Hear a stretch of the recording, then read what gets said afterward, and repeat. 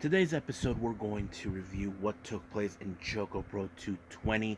We have three amazing matches. We have a three-way match, standard tag team match, and of course a singles match with Mei Shiruga taking on Colors Yuko Sakurai. We're also going to review the recent events that took place this past Saturday with Warrior Wrestling 21 and of course GCW The Old Me, and we're going to have some news updates we definitely got to share with everyone. So, let's get ready with another episode of Deleted Wrestle Zone.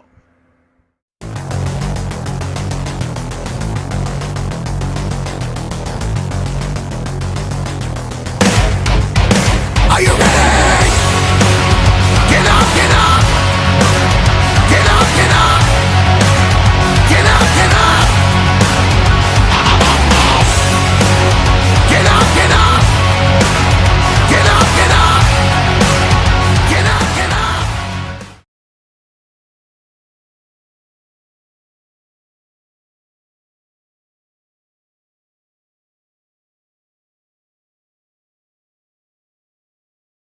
Welcome everybody to Deleted Wrestle Zone, all things that is pro wrestling with AEW, NXT, New Japan Pro Wrestling, Impact Wrestling, the National Wrestling Alliance, various promotions, wrestlers, matches, and championships. I am your host, Jay, right here. So, let's begin with ChocoPro 220. We had our first match here with a three-way. We have, of course, the cosplay player herself, Sayaka, taking on the tropical Yuna Mizumori versus also one half of CDK and the Asian Dream Tag Team Champions and the KOD Tag Team Champions, Masahiro Takanashi. Now, as you know, in these type of three ways, anything could happen, either team ups or however you want to do. And I think that kind of plays out. I think there are those that Yuna and Masa picked Sayaka due to she is like a bit of the weaker link. Like she has improved a lot. Don't get me wrong, but that's what they thought. But there was a moment where Yuna actually got rid of Masa through the dang window, and he took the long way to get back into the chocolate square, which it helped. But however, the way this match ended, Yuna took advantage of Masahiro Takanashi taking out Sayaka and giving her the opportunity to pick up a pinfall. I mean, this was like a huge disappointment for Masahiro, or she couldn't believe that his victory was stolen like that. I mean, if I was Masa, I would definitely go after her for screwing my moment. So that would play out. Our next match, we have tag teaming. We got Chi Koshikawa, who has too much energy, teaming up with Sayaka Obihiro. Now, those two have become close in somewhat. As you know, Sayaka has always been more of a cheerleader and a support system for Chi. As you know, Chi has been on many losing streaks. I mean, she has won many good matches, but she hasn't had much luck as a singles competitor that very often, you know. But I think for her, teaming up with Sayaka Obihiro has always been a very good thing for her. Now, their opponents, the end of the hand, this is Tokiko Kirihara teaming up with the Super Asia champion, Balianaki. Now, keep in mind, Balianaki, of course, he teams up with many people, but mostly he's known for his teaming with, of course, Mei Shiruga. I have to say it was a pretty good match in this one. However, I did see how cohesive both Chi and Sayaka have been of this particular match. Now, if I have to say that these two could be in a running for a tag team championship, I would definitely see that happening down the road. But the real thing they need to do is pick up some wins in order to get to that. Or if they bump into CDK in a non-title match, then that is a possibility that they could get a shot. But it was Tokiko who got pinned by Sayaka to give Sayaka and Chi the opportunity for a win. I mean, it was a disappointing loss for Tokiko and Balian, but at least Balian doesn't have to worry too much because he's not the tag champion. But I know he would have enjoyed a win with Tokiko. Now, our main event, we have from Colors Girls Pro Wrestling Unit, Yuko Sakurai. Um, I haven't seen any of that promotion's shows, but I hope they will do streaming. I don't know, depending on it, because Yuko is one of the four women who were in part of that promotion.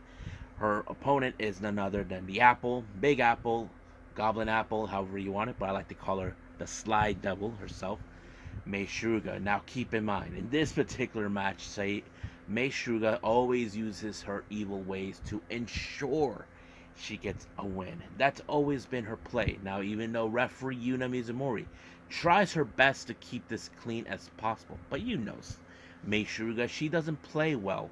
She doesn't like to be the nice girl, despite that she calls herself the apple. And not to mention, she lies to everyone, saying, I'll be a good apple, even though she's not. But it was Mei Suruga's submission move that sealed the deal for her to pick up a good victory against Yuko Sakurai. Now, as for the Jonkin tournament, this was a very interesting call. Um, I did not expect a whole lot. I was surprised that Mei Suruga was out in the first round. Chiko Shikawa was able to make it to the second round, but not enough because she lost to Balinaki. Yuko actually did won the Junkin tournament only once. That was beginner's luck, but I didn't think it was going to happen. I mean, people can say lightning strike doesn't strike twice, but not this time. Well, this time it did, but uh, but I did not expect for Tokiko to walk out as the victor, but she earned it. You know, being part of the fourth generations, but she won by applying rock while Valiant applied scissors. So he did not see that one coming. So it was a pretty good Jonkin tournament, but also it was a good show. I can't wait to see what 221 has in store, but that's for another time. I believe it's time for Warrior Wrestling 21.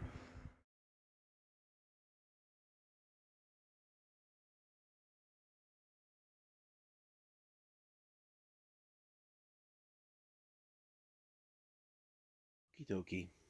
So let's review Warrior Wrestling 21 that took place on the 23rd. Opening match is, of course, the Lucha title, consistent with the former and first ever Warrior Wrestling Lucha champion Aramis taking on the current champion Sam Adonis. Now, normally with Lucha matches we see multiple people, but in this case it's one on one. As you know, Adonis won this title months ago, but now he's facing against the first champion. I think the match was amazing. You know, Lucha Libre style, which is always awesome to watch, but Adonis walked away as the victor when he applied the 450 splash, and boom, it was over. Now, if you recall a while back, New Japan Strong has struck a deal, a partnership with Warrior Wrestling to showcase the LA Dojo, and they brought in the Wild Rhino, Clark Connors, and of course the Alpha Wolf, Carl Fredericks. Now, these are two of the most graduate students of the LA Dojo under Shibata's tutelage. And I think it showed a lot of great things between these two. I mean, they've been tag team partners, they've been rivals, you know, anything. But it was a good match. But Carl Fredericks turned, who was the first to graduate of the LA Dojo, actually was the victor. You know, it was kind of convenient in that way with the pinfall, and and I think it was pretty good. Now, every time we see a Warrior Wrestling, that piece of garbage Frank the Clown shows up. He decides to brag about it. Apparently, he's starting his own organization, people that he's going to manage, people that will side with him. Basically, and he still has that whole thing where he'll get a Warrior Wrestling Championship shot. The real question is, when will that happen? We know probably he won't do it while Will Ospreay is the champion because he's too scared of him. But turns out his newest member is none other than Storm Grayson, which was a big surprise. Now, Grayson's opponent is none other than the Sauce Alexander. I thought the match was good, But as always, frickin' Frank the Clown decides to get involved, be a piece of garbage that he is. But his involvement did help Grayson to pick when he hold the legs down of Alexander to win. But you know, sooner or later, Alexander will get his revenge on the Clown. Now, next up, we have Adam Brooks taking on the Swerve Strickland. As always, the match was good. I mean, whenever we see Swerve, we know he's going to be a spectacular show. We know the kind of performance he does. But he finished him off with that one kick right into the head, and boom, 1, 2, 3, it's over. Good night, Irene.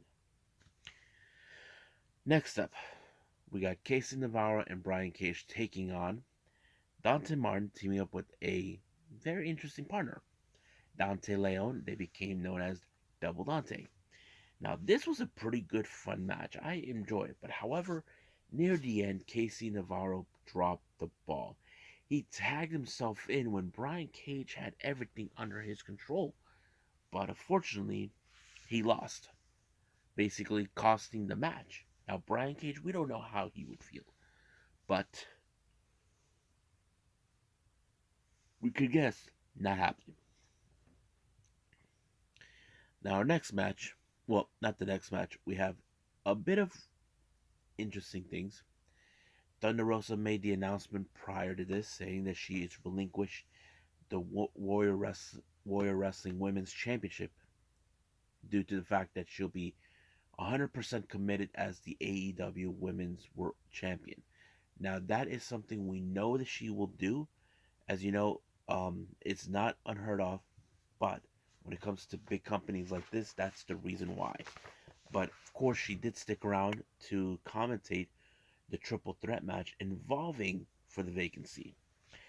We had Shaza McKenzie with that clown again, Frank the Clown, taking on Sky Blue, taking on Athena. Now, Thunder Rosa's real assessment, she believed that, of course, Athena most likely could win it. I mean, yeah, I mean, she seems like it. I thought the match was great, but the freaking clown keeps getting in the dang way. I mean, the commentator was telling Thunder Rosa, "We'll go down there and kick his ass." I mean, that would have been easier than said and done. But it didn't go that way. Apparently, Athena did the unthinkable move, the eclipse right on her, and it was over. But if she wasn't done yet, she beat up that idiot clown to teach him a lesson. Don't get involved in her matches. And I thought it was pretty cool. Now, our main event is the Warrior Wrestling Championship between All Heart Blake Christian versus Will Ospreay. I thought the match was great. It was amazing with a lot of things took place, but however, it was Ospreay finally applying the Stormbreaker after failed attempts with the Hidden Blade did not work. So he pulled the Stormbreaker to win. However, his words are that he is telling Blake Christian this whole thing being all hard is a load of crap because he tells him what he thinks is the version of what the truth is. But one way or the other, Blake Christian is going to get the Warrior Wrestling Championship away from him sooner or later, or maybe some point when it's convenient. But however, his next opponent is someone we did not expect is going to happen in June. His opponent will be none other than the American Wolf himself, one of the best wrestlers of his time. We're talking about Davey Richards. I thought it was a great announcement. However, he was sneaked attacked by Casey Navarro. As you know, Navarro has a medallion where he can challenge for any title he wants, and he chose the Warrior Wrestling Championship. But Brian Cage stopped him. But what does this mean exactly?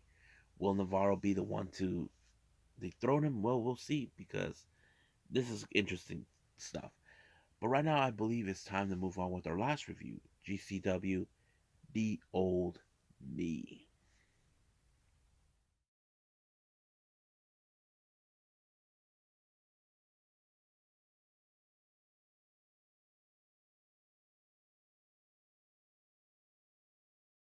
Okay, GCW The Old Me, also on the 23rd of April, opened up with a five-way scramble match.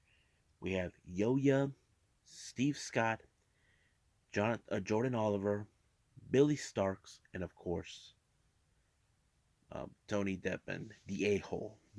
That's how it goes. Now, normally in scramble matches, we know things are, but I was expecting a 6 or a 7, but 5, we rarely get those. But there seems like there was a bit of a team up with the most likely threat. Like Yo-Yo is one because he's the fastest guy you can guess, but that's how it is. But Tony Deppen. He's the one guy who finds a way, always finds a way to walk out as the victor when he pinned Billy Starks. I think that was her he picked.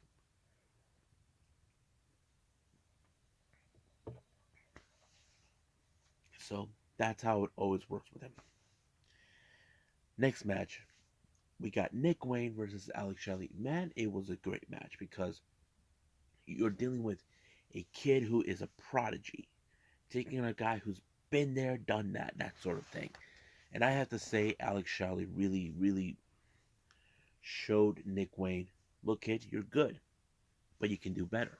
And I think that tells us this thing, the story with him. But since this was in Detroit, you know how it is. Alex Shelley is the fan favorite. So he picked up a very good victory with the pinfall. 1, 2, 3. Excuse me. Next up, ACH versus Chris Dickens. I have to say, this was one of the most interesting matches I've ever witnessed because here's the thing. ACH, he's not only just a high flyer, but he can do a groundwork technical aspect. Something similar like Matt Seidel. And I don't mind that.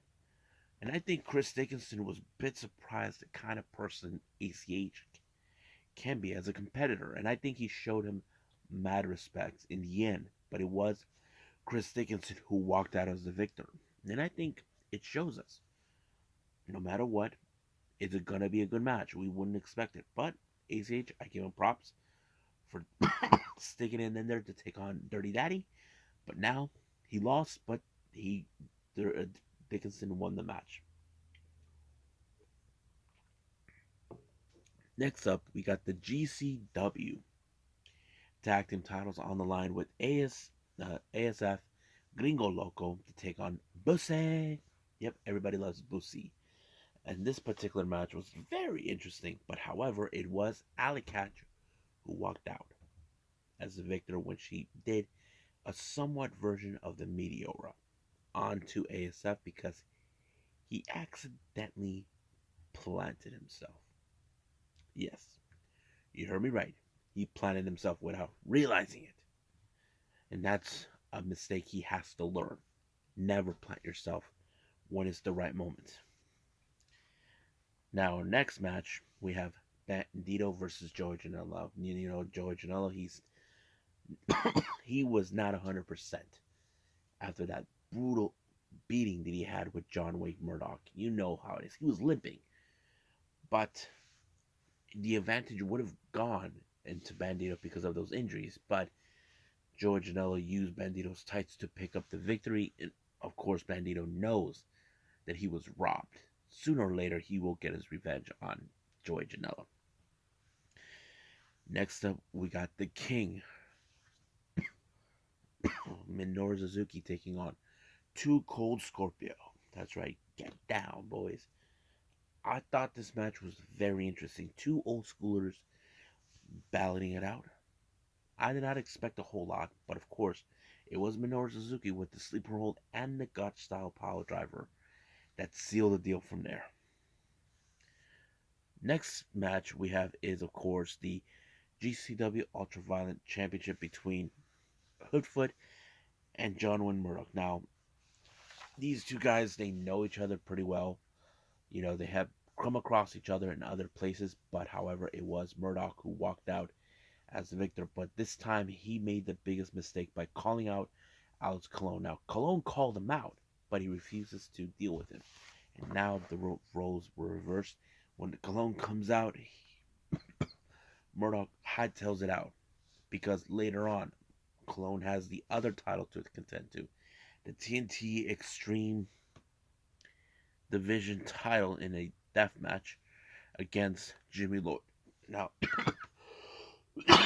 whenever Jimmy Lloyd's involved, you know it's going to be a good death match.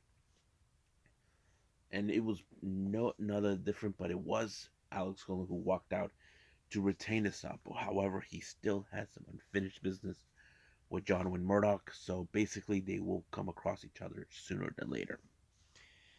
Now, our next match is the main event, the high incident match. Man, this match was crazy with tables everywhere using whatever they can. I thought it was nuts. Between Second Gear Cruz, Mance Warner, and Matthew Justice take on the Briscoes. I thought it was a good match, but I did not expect a whole lot. But it was amazing. But it ended up in a draw when all four competitors went through a table. That kind of plays out in a way where, well, sorry, you guys are out. But yeah, so we'll see what happens then. So I think right now let's end it with some news updates.